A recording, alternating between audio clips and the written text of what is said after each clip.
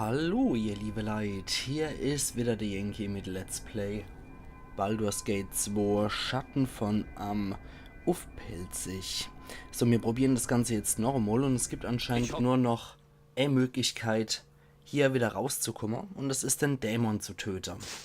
Ihr schon wieder. Ich habe jetzt mal überlegt, wie das am besten funktionieren könnte, und ich glaube, wir machen das ähnlich wie beim Drache, dass wir seine magische Resistenz senken und dann Zauber auf ihn drauf ballern. Das dürfte besser funktionieren. Vor allem sollten wir Korgan als Ablenkungsmanöver hier schon mal platzieren. Beziehungsweise, ja, wir alle auf sie drauf, alle auf Verehrer, und dann noch Korgan vorschicken, der gegen den Dämon kämpft. So, wobei, nee, der kann hier bleiben. Das geht in Ordnung. Ich mag nur Korgan hier in der Nähe, aber jetzt kommt wieder das Bliblablub und Ritra Trollala und Mutter Oberin Verehrer Mutter Oberin Aduleis stirbt. Jetzt sage ich, ihr macht mit den Eier gar nichts. Gibt's mir oder müsst sterben. Und dann behalten wir nämlich unser Drow-Form, murksen sie ab.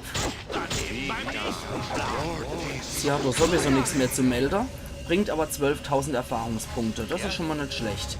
Gut, während der hier am Zaubern ist, der Dämon, mache ich hier, was ich beim Drache machen würde, und zwar Resistenz senken. Gut, Schrei der Todesfee hat niemand verletzt. 27% habe ich es gesenkt. Das sollte ich vielleicht nochmal einer drauf schwarten. Und dann lass es regnen.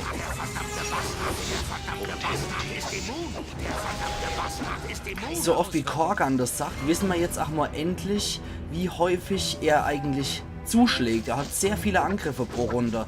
Jetzt machen wir noch einen Schutz. Jetzt machen wir noch so einen Schutz, genau. Und dann schmeißen wir die magische Geschosse auf diesen Dämonenfürst.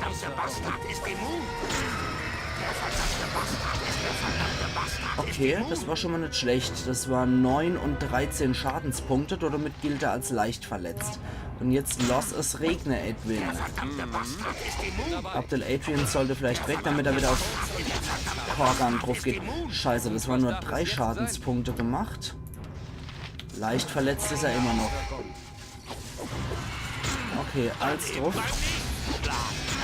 Unsere beide Priester sind jetzt natürlich beide abkömmlich. Scheiße, ein wirklicher Heiltränke hämmern. Das Handy-Kasper, glaube ich. Okay, das heißt für Abdel Adrian renn. Edwin schmeißt noch mehr magische Geschosse auf den mittlerweile verletzten Dämonenfürst. Abdel Adrian, probier's doch mal mit Vergiftung. Er ist immer noch verletzt. Ja, du solltest beschäftigt sein, Edwin. Nee, das bringt uns alles nichts. Schwer verletzt ist er. Und wir haben es kapiert, Korgan, dass der verdammte Bastard immun ist. Aber halt noch weiter durch. Okay, Anomen ist wieder mit von der Partie. Jetzt haben wir unser ganze Dinger weggejagt. Jetzt kommen die Säurepfeiler.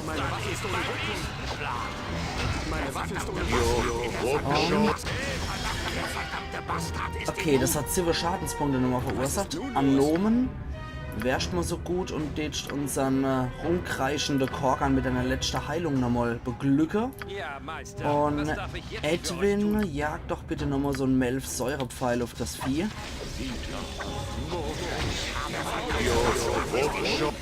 Scheiße, jetzt hat er natürlich genau dann Edwin attackiert. Genau dann Anomen attackiert. Egal, 12 Schadenspunkte habe ich gemacht. Ich könnte noch Aganasars Hexerei hinterherjagen. Bin mir aber nicht so sicher, ob das was bringt. Ansonsten hätte man noch einen Finger des Todes anzubieten. Der wird das Vieh wahrscheinlich nicht töten, aber könnte Schade verursachen. Ich mache jetzt erstmal Aganasars Hexerei drauf. Okay, jetzt hat er sich Anomen als neues Ziel ausgesucht. Das hat wieder 12 Schadenspunkte verursacht. Ich glaube, der hält mir allzu viel aus. Jetzt könnte ich hier die magische Geschosse nochmal drauf jagen aus den Zauberstäber. Und? Komm schon, Edwin. Okay, das war Magiewiderstand. Dann nehmen wir das neue Zepter mit 10 Ladungen. Ich hoffe, die kommen durch. Es kommt irgendwie auch nur ein magisches Geschoss so raus. Hopp. Sehr gut. Puh, das waren 2 magische Geschosse. 11 Schadenspunkte, das hat ihm der Recht gegeben. 26.000 Erfahrungspunkte bringt er.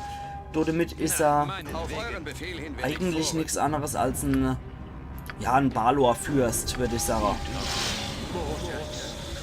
Okay, Viconia, du hast da bestimmt noch eine Heilung. Genau, du hast 2 Heilungen im Sortiment. Eine geht an Korgan. Dann noch ein kritisches Wundenheilen darfst du dir gönnen, weil du so gut gekämpft hast. Und dann geht die letzte kritische Heilung an Abdel Adrian. Und Viconia darf auch nochmal drüber heilen. So, sehr schön. Ich denke, das sollte genügen, um aus der Drow-Stadt rauszukommen, aber zur Sicherheit knallen wir nochmal hier schwere Wunden heilen drüber. Und dann flattern wir mal die 2 Adulays, beziehungsweise die 2 Mädels vom Haus. 3800 Goldstücke hat die Mutter Oberin, diverse Tant. Und schauen wir doch mal. Da können wir noch was rein, da können wir nichts mehr rein, da können wir eventuell... Nee, passt auch nicht mehr. Na gut, Zauberwendering. Der Ring wurde von Derek Pudon, einem jungen Krieger, überreicht und rettete ihm das Leben, als er über 2 rote Magier stolperte, die im Mantelwald unterwegs waren. Der ist bei Baldurs Tor übrigens.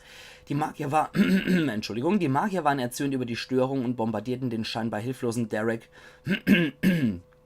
mit einem Hagel von magischen Geschossen. Ihre Überraschung war von kurzer Dauer, als die magischen Geschosse umdrehten und sie beide kurzerhand töteten. Derek hatte nicht einmal seine Klinge heben müssen und er wurde bald als Derek, Töter der Roten, bekannt. Es brachte ihm meist ziemlich in Verlegenheit, wenn er so genannt wurde. Besondere Fähigkeiten kann einmal täglich geringere Zauber zurückwerfen. Das ist natürlich recht praktisch. Und hier haben wir noch so einen schönen Plattenpanzer, der aber eher so Lamellepanzer-artig aussieht. Da können wir derzeit noch nichts damit anfangen. Und Händler haben wir uns es erstmal im Unterreich ein bisschen verscherzt mit denen. Jetzt gucken wir mal, wer noch nicht beringt ist. Viconia ist noch nicht beringt. Die darf das Ding dann haben. Passt ja auch. Zuerst schon eine Mutter Oberin. Und jetzt an der Anari Drow. Okay, was haben wir dann hier? Verehrer hat nur Müll anscheinend. Ein Drow-Piwaff wie... Na gut. Da wir noch gegen den Drache kämpfen, hat das wahrscheinlich schon noch seine Berechtigung. Und hier haben wir richtige Dracheneier. Ich nehme die jetzt mal mit und speichere nochmal vom Drachehort, weil ich habe nicht vor, dem Drache die Eier zu geben. Sagt mir, was zu tun ist. Definitiv nicht. Okay, dann hisst jetzt raus aus der Drow-Stadt. Oh ja. Die haben schon mitgekriegt, was Sache ist. Zuerst auf der Henker. Hallo? So. Erstmal auf der Henker drauf. Das ist nämlich unser gefährlichster Mann. Wenn sie uns erwischen, dann wäre der gefährlichste Mann. 9000 Erfahrungspunkte bringt er, nicht schlecht. Gut, dann schnetzen wir jetzt noch die Ritualwache ab. Standard Drow würde ich sagen, die 5000 Erfahrungspunkte geben. Unsere Illusion könnte auch bald zusammenbrechen, also lang haben wir nicht mehr.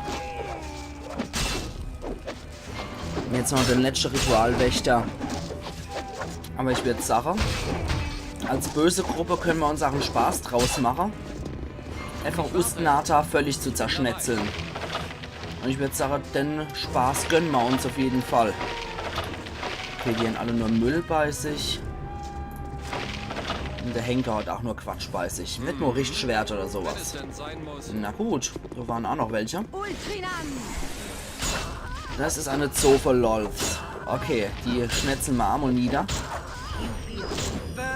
Bringt immer hier 6000 Erfahrungspunkte. 2 Flegel hat sie gehabt, mit denen die gekämpft hat. Okay. Ja, dann kämpft er wohl im Namen Lolz. Okay. Und nur 4000 Erfahrungspunkte. Wächter der Mutter Oberin. Das sind aber ziemliche Pfeife, wenn das die Wächter der Mutter Oberin sind. Man wird ja eigentlich eher erwarten, dass die Mutter Oberin durchaus etwas stärkere Drow für sich kämpfen lassen. Aber da waren die Ritualwache mit ihrer 5000 Erfahrungspunkte doch etwas stärker. So, jetzt gucken wir uns das nochmal an.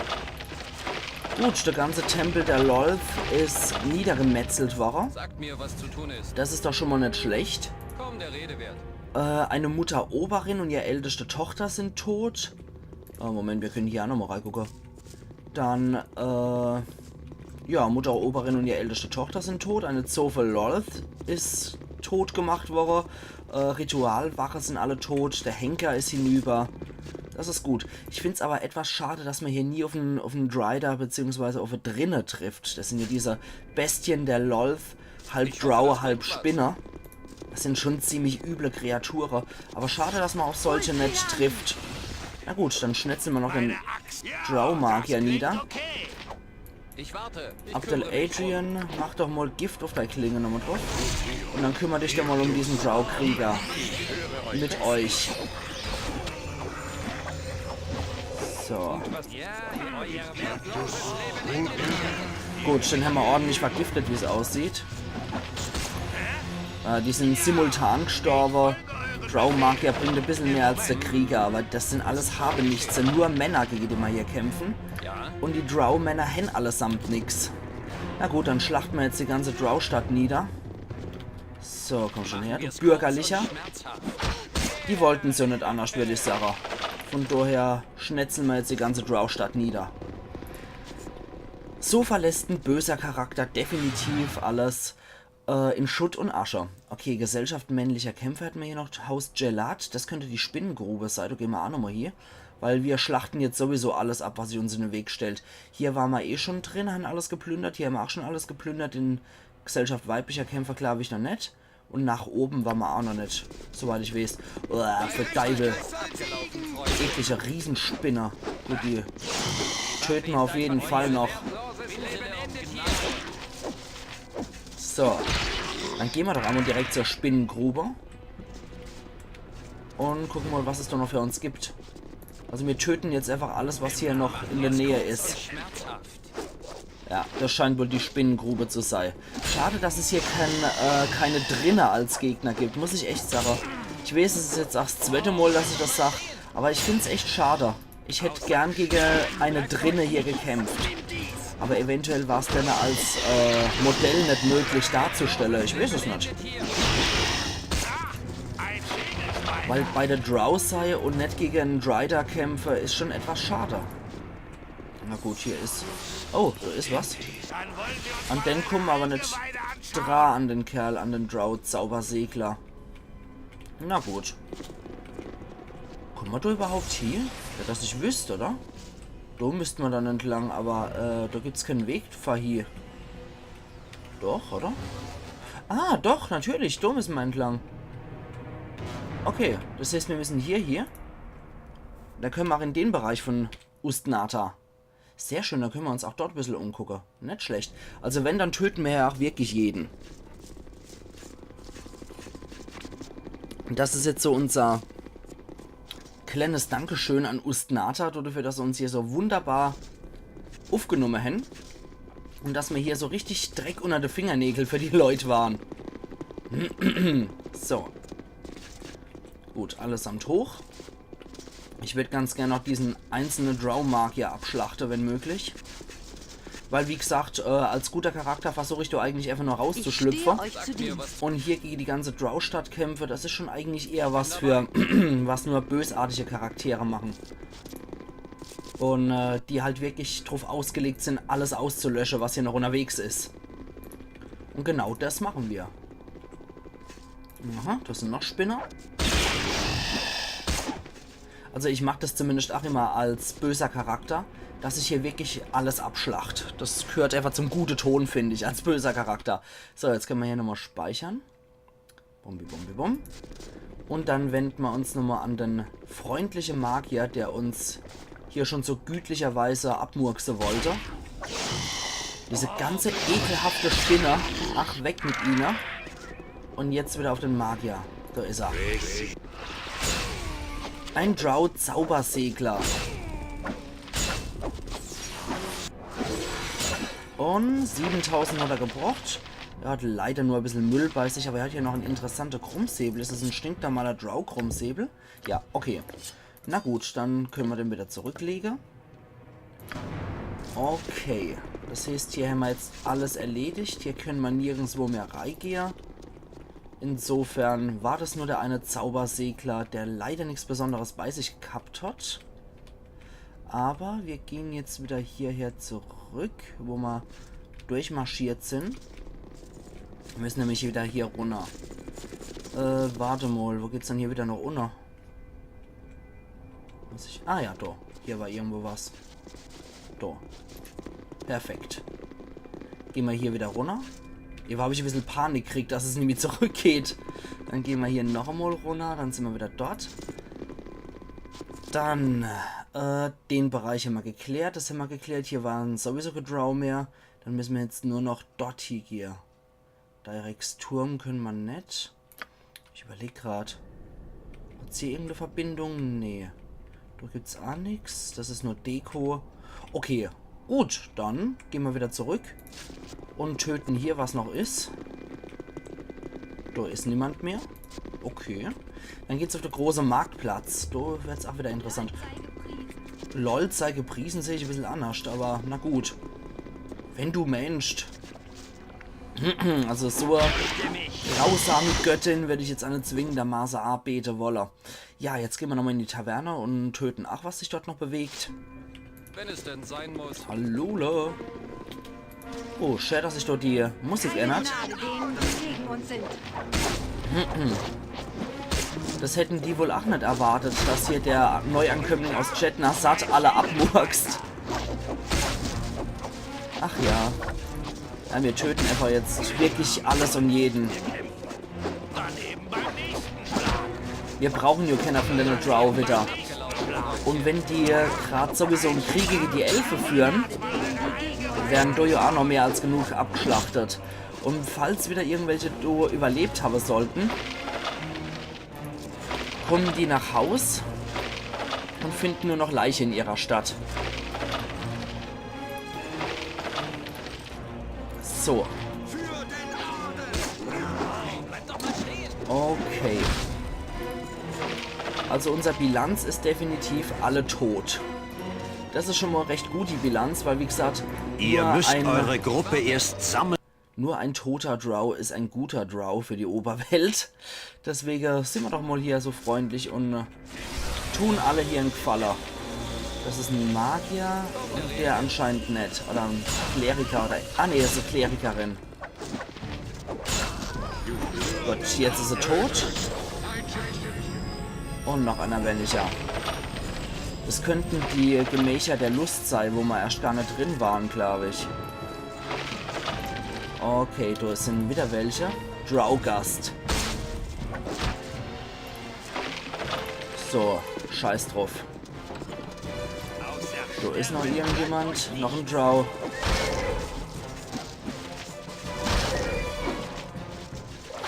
Gut. Wieder einer männlicher. 6000 Erfahrungspunkte für diesen Lustknaben hier. Und da ist noch was. Alle hopp. Gut. 19 Goldstücke waren das jetzt nochmal. Okay. Nix do Watscho. Watsch dich selber. So, mach sie fertig, Korgan. Und da noch.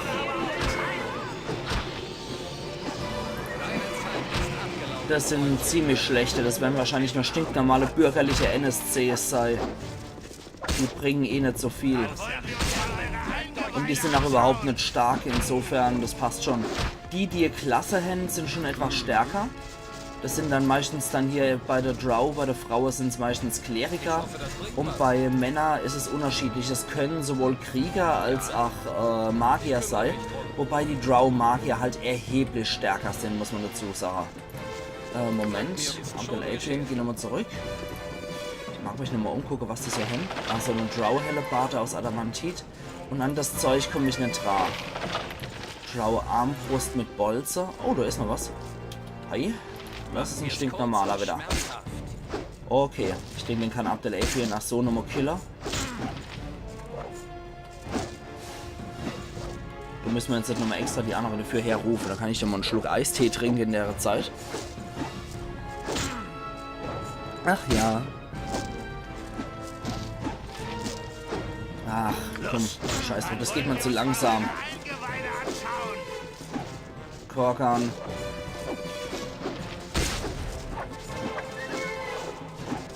Sehr schön. So wird's gemacht. Ich warte. Abdel Adrian guckt nochmal, was er hat. Ein Flegel, ein stinknormaler.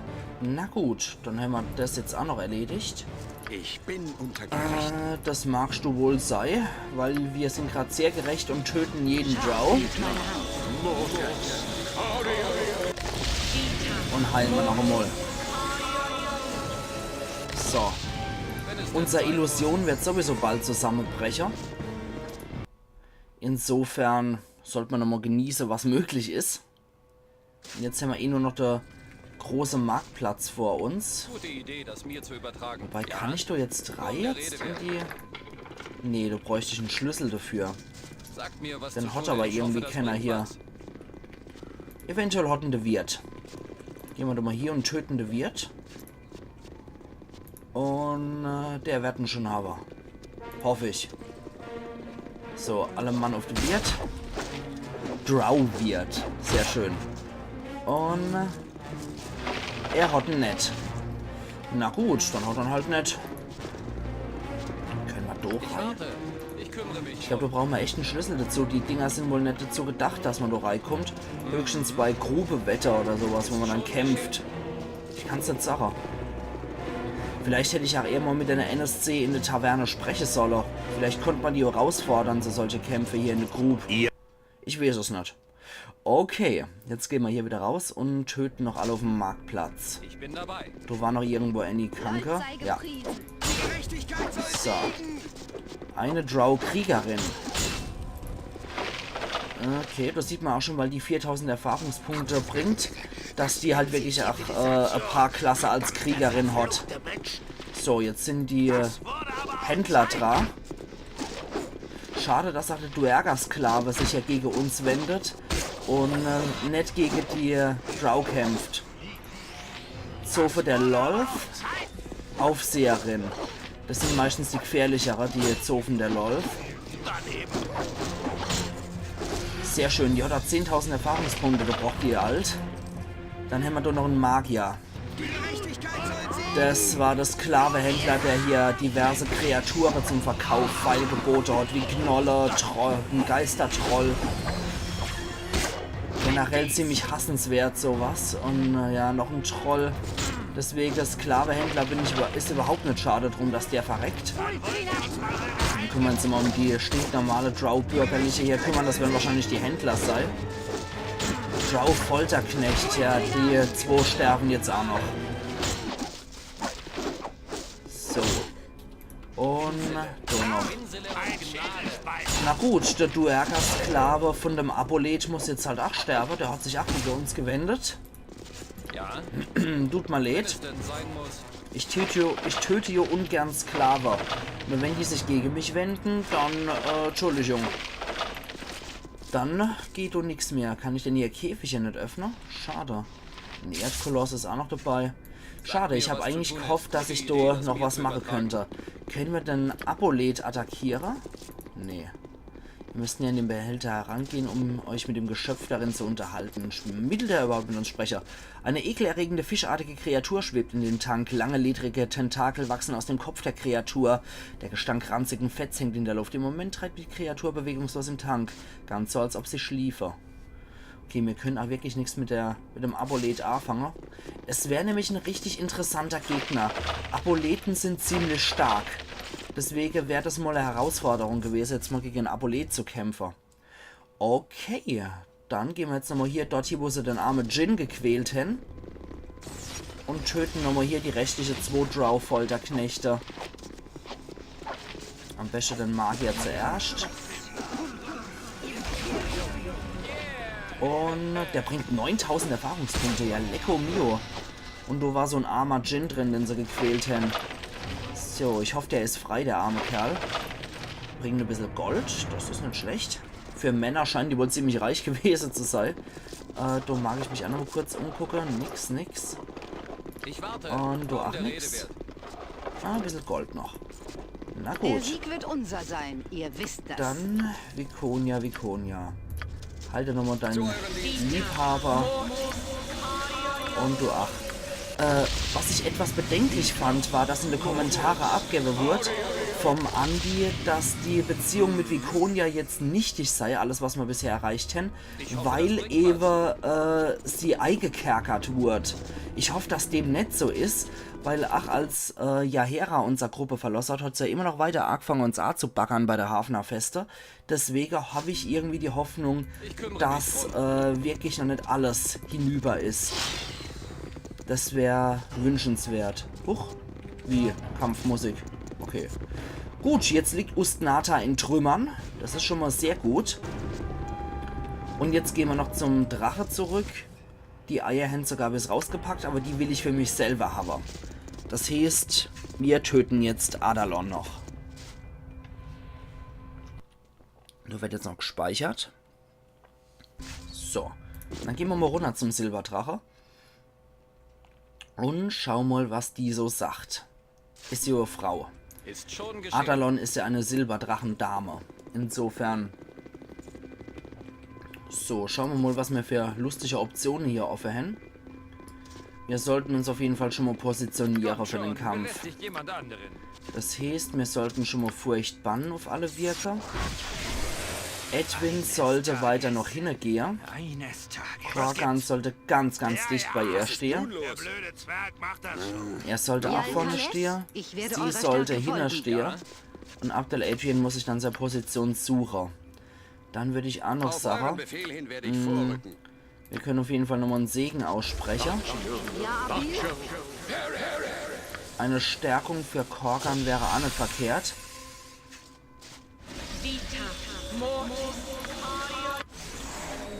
Und die Klingenbarriere, die kommt auch noch. So. Ihr kehrt zurück. Ihr seid erfolgreich zurückgekehrt. Ich spüre, wie ihr meine schöne Eier bei euch tragt. Ich werde dann euch für die versprochene Belohnung geben. Mögt euch in der kommenden Zeit gute Dienste leichter. Ich hätte auch sichere Fluchtweg versprochen, nicht wahr? Wenn er der näher an Bodi und Jarenikos herabbringt. Ich werde uns dort hierher transportieren und euch sicher weggehen sehe. In der Tat hättet ihr auch selbst dort hier gelangen können, aber es wäre bedeutend blutiger zugange.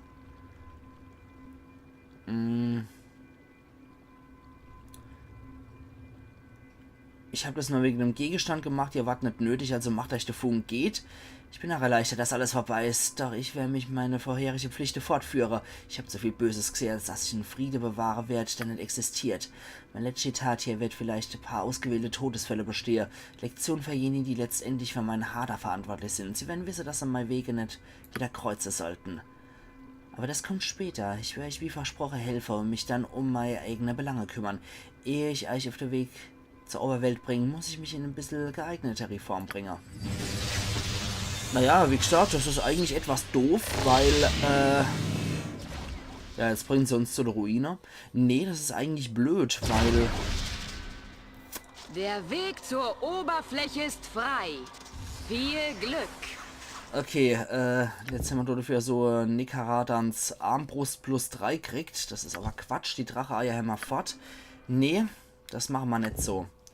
Ich gehe jetzt wieder zurück und lass mal die Eier fallen. In der Hoffnung, dass sie dann mich attackiert. Aber ich würde sagen, das ist was für die Episode von morgen. Ich bringe mich jetzt nur noch mal in Stellung. Ich kümmere mich drum. Und lass hier die Silberdrache-Eier plotze. In der Hoffnung, dass sie mich dann attackieren wird. Ansonsten werde ich sie einfach attackieren. Weil ich habe die Eier hier rausgeholt aus der Sache. Ich hätte sie natürlich hätte auch so fein leben lassen können. Hätte beide betrügen können und dann dem Dämon die Silberdrache-Eier geben können. Okay, jetzt machen wir das noch einmal. Quatsch. Jetzt machen wir das nicht noch einmal. Ich würde sagen, ich mache hier meinen Cut und wir sehen uns morgen wieder bei Let's Play Baldur's Gate 2 Schatten von Amn auf Pelzig, wo wir dann auf jeden Fall gegen das Silberdrache Adalon kämpfen werden. Also machen's gut und bis morgen. Danke, dass ihr bei der Auslöschung von Ustnata, nicht Chetnasat, mit dabei wart. Ayan Yankee.